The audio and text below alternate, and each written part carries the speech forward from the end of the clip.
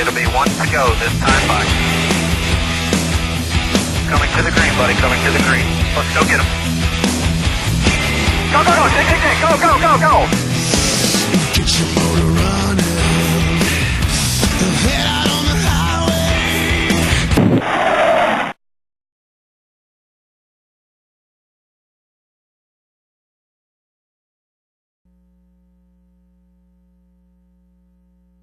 Post-duel press conference for our second Gatorade Duel. We'll be pleased to be joined up at the podium by Jeremy Mayfield, who drives the number 41 All-Sport Toyota, finished 9th in today's second duel, and races his way into Sunday's Daytona 500. Jeremy, your thoughts about being able to do that? It's got to be a super feeling for you.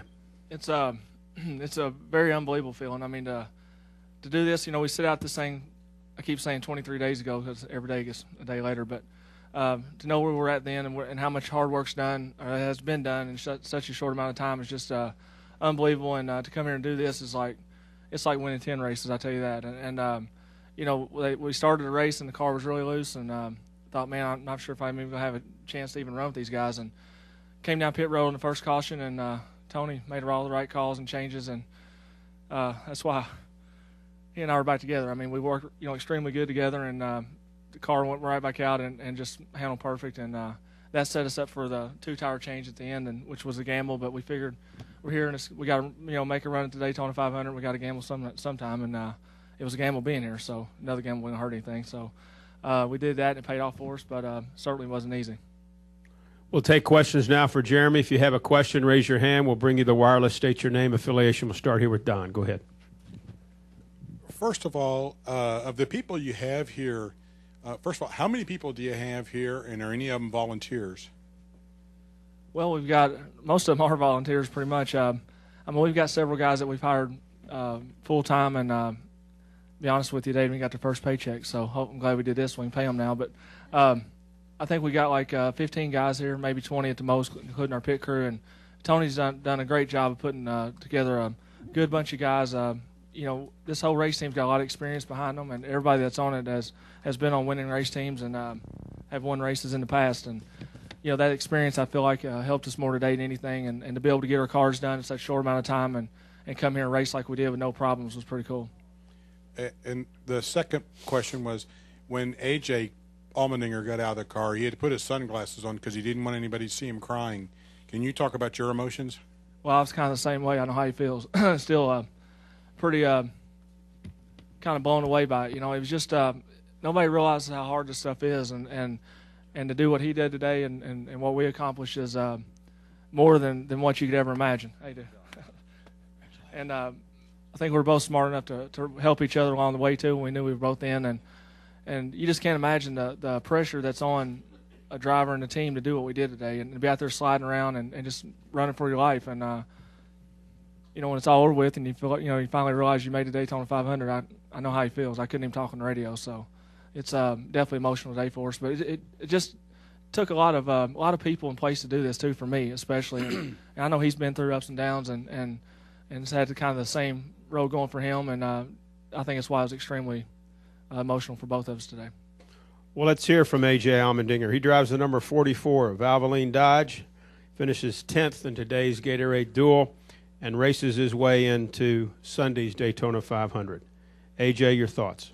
It's just I'm sure Jeremy summed it up. We've probably both been through about the same things in the last 2 years. So, for him to do what he did, start his own team is pretty amazing. And, besides him racing me for at one point for the last spot, it was pretty cool to see that. So, for me, it's amazing. And, there's so many emotions that you run through. And I've been so nervous over the last couple of days because, I've been in this position the last 2 years, but I really felt like this year that I deserved to be in the race and that this team deserved to be in the race. And everybody at Richard Petty Motorsports for what they've done in the last few weeks to kind of throw this team together and get the cars ready and to run as well as we did in the Bud Shootout. And it was a complete team effort. Reed and Elliott, they had to kind of sacrifice their race to get me up there, and we were struggling and definitely wanted to run better than what we were doing. But I got to thank those guys and thank the Budweiser team.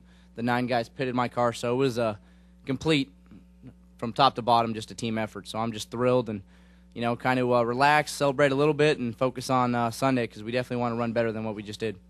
I will take questions now. Open it up again for either Jeremy or AJ. If you have one, raise your hand. Right behind you, J. Ram, we've got Terry Blunt. Terry Blunt, ESPN.com. AJ, as you say, obviously throughout the race, you could see several times when Elliott was helping you. You either followed him or then he got back and he pushed you. Reed did too. I mean, but especially from the Sadler standpoint, there's been so much talk about whether you guys could work together because of what happened in the off season. Does this prove, that you guys, can work together as teammates and it's all in the past now? Yeah, I mean, I think that showed from 100%. I think early in the race, Elliott had a chance to be up front and looked like he had a chance to go win the race. So for him I watched him fall back to come back to me, and we didn't really have the speed in the race car that we'd had over the last 2 days. So that was kind of frustrating and surprising actually, because in practice the last 2 days the thing's been really fast. So like I said from day one, I've never had a problem with Elliott, and I think he's a great race car driver. He's a great teammate, and obviously there was a lot of stuff that happened over the last 2 months that honestly were probably out of both of our hands. It was really neither of us what we could do about it. So we just happened to be the two guys that were put in the middle. So I'll definitely thank him and hope he knows how much I appreciate it, and hopefully that can carry on over the 500 and the rest of the year. Take a question here, and then we'll go upstairs to the box. Go ahead. Bruce Martin, SI.com. Jeremy, you get into this race, and earlier in the first race, Tommy Baldwin's team got in. Is this kind of like a day for the hardcore, old-school racers?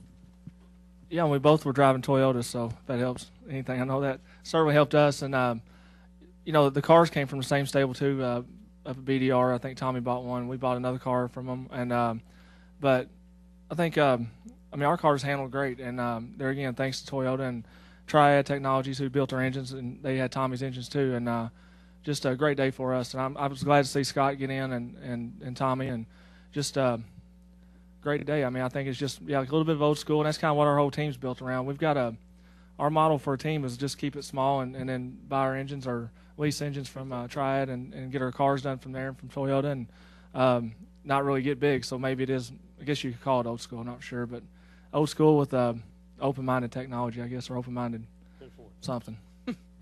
Let's go upstairs for a question or two. Go ahead. Mark Dakotas from Florida Today for Jeremy. Jeremy, how much, losing your job at Evernham and all the emotions that you went through then, how much steel did that put in your spine for this effort to form your own team, and especially for today? Thank you. Yeah, that's a good question, because that's what motivates me, is that I wanted to, if I ever retire as a driver, I want to retire kind of on my own and not just be pushed to the wayside. And I think that's what kept me motivated to do this. And, I wanted to come back. I love, love NASCAR racing more than anything, and it's what I know and it's what I've always done. And I don't know that one thing particularly, like just the Evernham instance itself is what did it, but I know it's made me tough over the last couple of years. And I remember that today, when he and I were sliding around trying to pass each other and try to get in this thing. It was you got to dig deep, and it was tough. And I say a lot of the things you go through in the past helps you get to where you're going in the future, and certainly was one of them today. All right, we'll come back downstairs for questions. We've got a couple on this side over here. Chuck, raise your hand, please, and then we'll go over here to David. For both of you could comment on this. Both of you were in a sort of unusual situation. You had to go real hard, but you couldn't afford to slip. If you had the guaranteed start, maybe you would have driven a little differently. How did you handle that? The two things that you had to do. I think for us it's pretty simple. You just had to drive hard. We had nothing to lose, and obviously those guys around us, and I think you could see guys like Travis Quapple and Regan Smith. They were, they had decent cars, but they didn't want to get in any trouble. So, for myself and Jeremy, it was pretty much just run as hard as you could. And you didn't really want to, early in the race, you didn't really want to take many chances. But I think we got in the back there and really couldn't move up. And then once we got there, the draft was gone. So it was just us riding around. And, but when you're out of the show, whether you pretty much got two options: make it or bring it back on a wrecker. So that was what I was doing.